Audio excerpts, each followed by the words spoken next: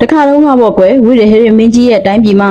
ထူးဆန်းတဲ့အငင်းပွားမှုတစ်ခုဖြစ်ပွားခဲ့ပါတော့တယ်မြင်းကုန်တဲ့ကြီးတယောက်ကသူတယူတရအမွေးမြူထားခဲ့တဲ့တိမ်တော်မြင်းတကောင်ရဲ့ပုံမှန်တရံလွန်တူတဲ့မြီးတကောင်တို့ရောထွေးသွားတာကြောင့်ဘယ်ဟာကမြင်းဘယ်ဟာကမြီးလဲဆိုတာကိုမခွဲခြားနိုင်ဖြစ်နေတဲ့ပြဿနာပဲဖြစ်ပါတယ်ကုန်တဲ့ကြီးက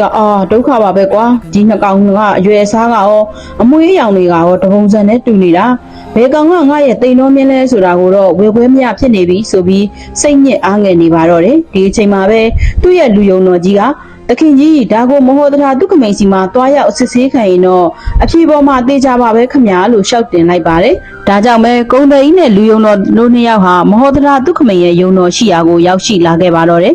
ကုံတဲ့ကြီးကအရှင်ဒုက္ခမိန်ကြီးကျွန်တော်မျိုးကိုကူညီပါအောင်ဒီတရိษံနှစ်ကောင်ကိုကြည့်ပေးပါတကောင်ကမြင်းတကောင်ကမြီးလို့သိရပေမဲ့ဘသူကဘာလဲဆိုတာကိုကျွန်တော်တကယ်မခွဲခြားနိုင်တော့လို့ပါလို့ရှောက်တင်လိုက်ပါတယ်ဒီလိုရှောက်တင်လိုက်ချိန်မှာတော့မဟုတ်တာဒုက္ခမိန်ဟာပြုံးလိုက်ပြီးကုံတဲ့ကြီးလောကမှာပုံမှန်တရံကိုပဲအတူခိုးလို့ရပေမဲ့ဇာတိပီဇာနဲ့စိတ်နေစိတ်ထားကိုတော့အတူခိုးလို့မရနိုင်ပါဘူးငါအခုချက်ချင်းပဲခွဲခြားပေးမယ်လို့ပြောကြားလိုက်ပြီးသူ့ရဲ့တပည့်တွေဘက်ကိုလှည့်ပြီးကဲတပည့်တို့ချွန်တက်တဲ့နှင်းနဲ့တစ်ချောင်းယူခဲ့ကြစမ်းလို့ပြောကြားလိုက်ပါတယ်အဲ့ဒီနောက်မှာတော့မောဒရာသူကမိန်ဟာ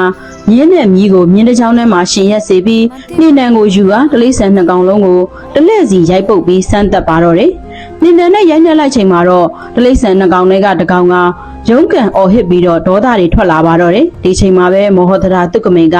ကဲကြည်ကြစမ်းဒီဘက်ကတလိษံကတော့ရိုက်လိုက်တာဒေါသထွက်ပြီးရုံးကန်နဲ့ကန်ကြောက်တယ်ဒါပေမဲ့ဒီဘက်ကတလိษံကိုကြည်လိုက်ရိုက်နှက်လိုက်တဲ့အခိုင်မှာသူဟာနာကျင်ပေမဲ့လည်းမပြေဘူးမကန်ဘူးမျက်ရည်တွေဝဲပြီးငြိမ်သက်စာနဲ့ပဲခံယူနေတာဖြစ်ပဲ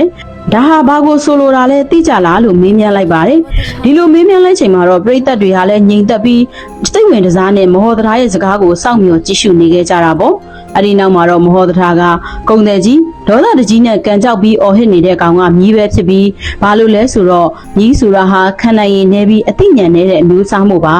မျက်ရည်တွေဝဲပြီးငြိမ်သက်စွာခံယူနေတဲ့ကောင်ကတော့တိမ်တော်မြင့်ပဲဖြစ်တယ်လို့ပြောကြားလိုက်ပါတယ်တိမ်တော်မြင့်ဆိုတာဟာ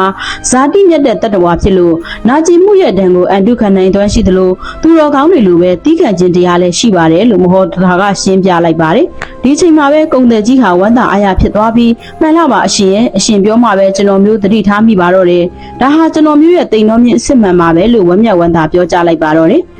မဟောဒရာတုကမရဲ့ထိုးထွင်းတွေ့မြင်မှုကြောင့်ကုံတဲ့ကြီးဟာသူ့ရဲ့အဖိုးတန်မြင့်ကိုပြန်လည်ရရှိသွားရပါတော့တယ်ဒီဖြစ်ရဟာဆိုရင်အပေါ်ယံတူညီမှုတွေအောက်မှာရှိနေပေမဲ့ဇယိုက်လက္ခဏာကွဲခြားချက်တွေကိုဖော်ထုတ်ပြသနိုင်ခဲ့တဲ့ဆိုတဲ့သင်ခန်းစာကိုပဲပေးထားတာဖြစ်ပါတယ်ရှင်